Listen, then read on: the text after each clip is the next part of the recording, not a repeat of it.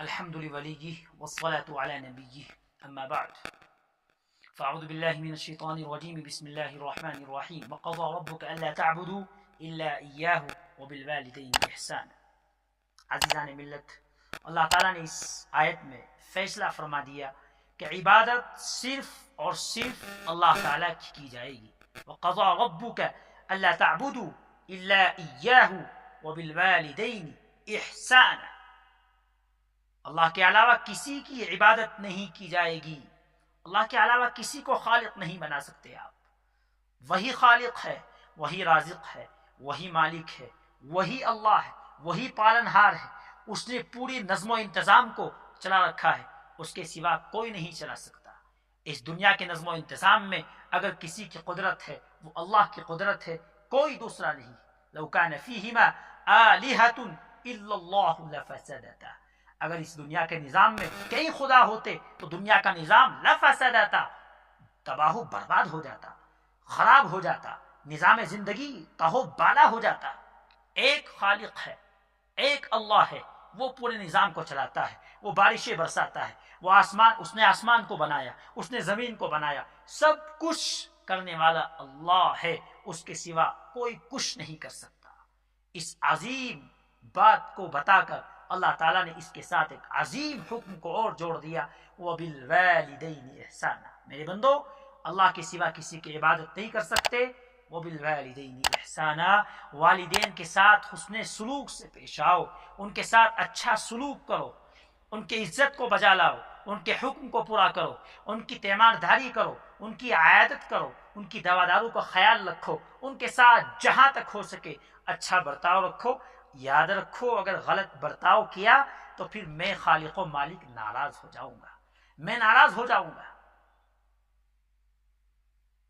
اس لیے جس کے والد ناراض، اس کی نمازیں قبول نہیں، اس کے روزے قبول نہیں، اس کی عبادات قبول نہیں اللہ تعالیٰ کے یہاں. یہ صاف اعلان ہے اللہ تعالیٰ کے پیغمبر امام الانبیاء شافع روز جزا حضور محسن انسانیت نبی کی رحمت صاحب شریعت رونق جنت پیکر شفقت منبع الفت آفتاب نبوت مہتاب رسالت رسولوں کے رسول رسولوں کے سردار تاجدار آقا امام الانبیاء محمد مصطفیٰ صلی اللہ تعالی علیہ وسلم کا.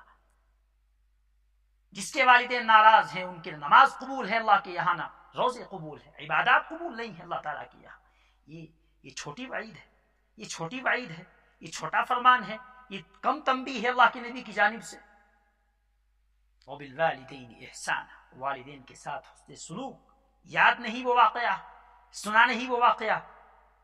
حضرت علقمہ رضی اللہ عنہ صحابی رسول امام الانبیاء کے کبار صحابہ میں شامل ہیں. علقمہ آخری وقت ہے، زبان پر کلمہ جاری نہیں ہوتا. اللہ کے نبی کو اطلاع دی گئی، اللہ کے نبی علقمہ مرض الوفات میں ہے، کلمہ زبان پر جاری نہیں ہوتا ہے. کیا بات ہے، آپ آئیے تشریف لائے اللہ کے نبی.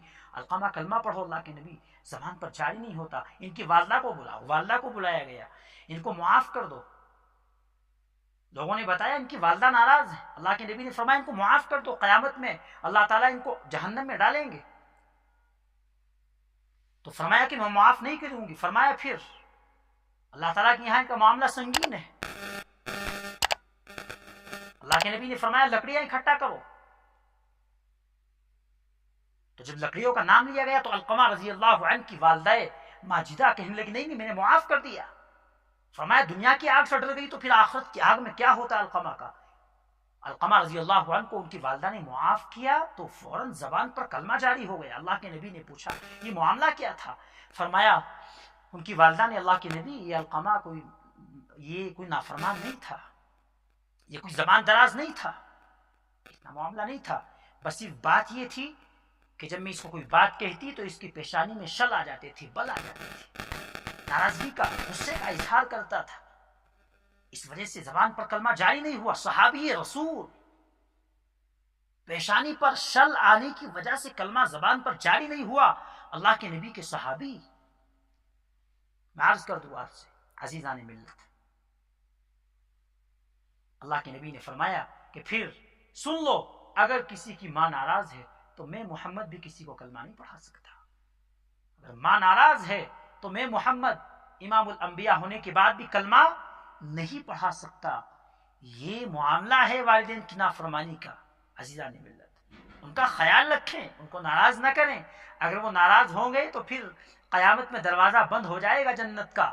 آپ اپنے اعمال کے باوجود، عبادات کے باوجود، نماز و اذکار کے باوجود جنت میں نہیں جا سکتے. عزیزان ملت، خیال رہے ماں باپ کو کبھی ناراض نہ کرے، ان کی کبھی بد دعائیں نہ لے، ان سے دعائیں لے.